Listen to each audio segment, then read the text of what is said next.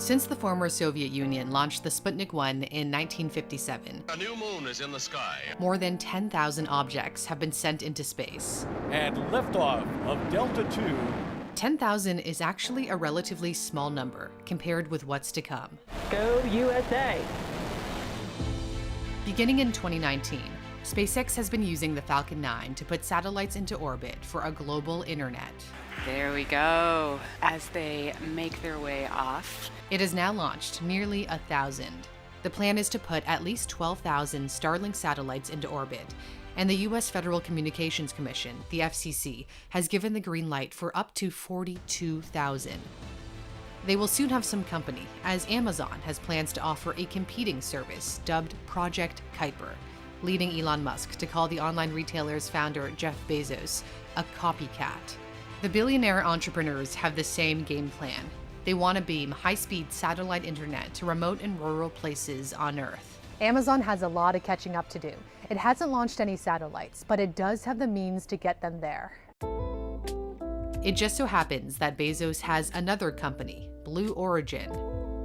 His space venture has yet to go into orbit, but has signed deals to launch satellites for Canada's Telesat and the UK's OneWeb using New Glenn. The orbital rocket is set to fly for the first time in 2021. Amazon plans to launch 3,200 satellites, roughly a quarter of SpaceX's current goal. The FCC gave the go-ahead on the condition that they don't interfere with previously authorized projects, like Starlink. But Amazon is worried that SpaceX might actually interfere with their satellites after Musk's company wanted to move a batch of Starlinks to a lower orbit. SpaceX will now operate all of its satellites at least a kilometer below Amazon's to make sure there's no interference. Both companies are flying only 500 to 600 kilometers away from our planet, whereas current satellite networks are too far away, sometimes tens of thousands of kilometers out. The closer they are to Earth, the lower the latency, which measures responsiveness and lag, the time it takes between clicking on a keyboard and getting a response on screen. A downside of being closer is you see less of the planet, so more satellites are needed. SpaceX has already launched enough to beta test its service in the northern United States and parts of Canada. Among the first customers is a Native American tribe in a remote part of Washington state. They received a terminal the size of a pizza to connect to Starlink. SpaceX says latency ranges from 20 to 40 milliseconds, but expects that to fall below 20 as more satellites are launched. That's enough to have a good gaming experience. It says data speeds ranging from 50 to 150 megabits per second are expected to increase dramatically as well. The current speeds are more than enough to stream a YouTube video in 4K. Amazon also says it's been able to stream 4K video. The company announced this antenna it developed connected to a satellite 50 times farther out than where its own satellites will be deployed. Tests at its research and development facility in Redmond, Washington, found the antenna can handle up to 400 megabits per second, though it hasn't said how good the internet connection will be. The prototype is just a foot in diameter because the company explains it will be cheaper to manufacture and less expensive for the customer. We don't know how much Amazon's service will cost and whether it will be similar in price to Starlink. Some people believe Starlink is too expensive. The initial service is priced at $99 a month, plus $4.99 for the equipment.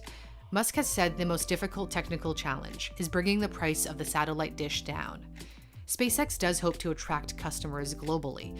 The plan is to expand coverage to nearly all parts of the populated planet in 2021. Amazon also has ambitions to connect the world, starting with the US. When that will happen is still unclear. In order to meet FCC requirements, it has to get half of its satellites into orbit and operational by 2026, with the rest up and running 3 years later. Besides beaming internet directly to customers, Amazon and SpaceX hope to provide backhaul solutions to telecom companies so they can extend their 5G coverage to hard-to-reach places. Building a satellite internet service takes a lot of effort and even more money. Amazon says it's investing more than $10 billion into Project Kuiper, precisely the amount SpaceX's COO Gwynne Shotwell once estimated would be needed to complete Starlink. The upfront costs may be high, but the returns are expected to be far greater. SpaceX could become a $100 billion company, thanks largely to Starlink, according to the investment banking giant Morgan Stanley. Musk is counting on its success to help fund his quest to send people to Mars on this giant rocket, Starship.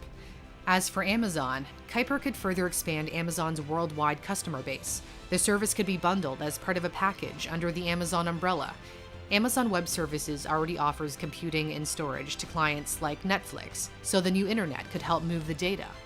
Despite the rivalry between Musk and Bezos, satellite internet could rake in billions of dollars for both of their companies and provide more choice for consumers. No matter which internet provider you choose, you might run into a situation where you can't access certain sites or videos. That's what happened to me when I tried to buy a bottle of Tesla tequila, only available in the US. But I quickly remembered my sponsor NordVPN can help out. I used NordVPN to change my IP address to an American one and made the purchase. My brother is going to be very happy on Christmas Day. And by masking your real IP address, it protects your privacy, especially important in today's connected world. NordVPN has a special Christmas deal. If you buy a 2-year plan, you'll get 4 additional months free. Head to nordvpn.com/newsthink and use the promo code newsthink at checkout. The link is in my description. So how much would you be willing to pay for Amazon service? If you like what you saw, give it a like and don't forget to subscribe to my channel. And thank you very much to my patrons for your support. I'm Cindy Palm, and I'll see you next time.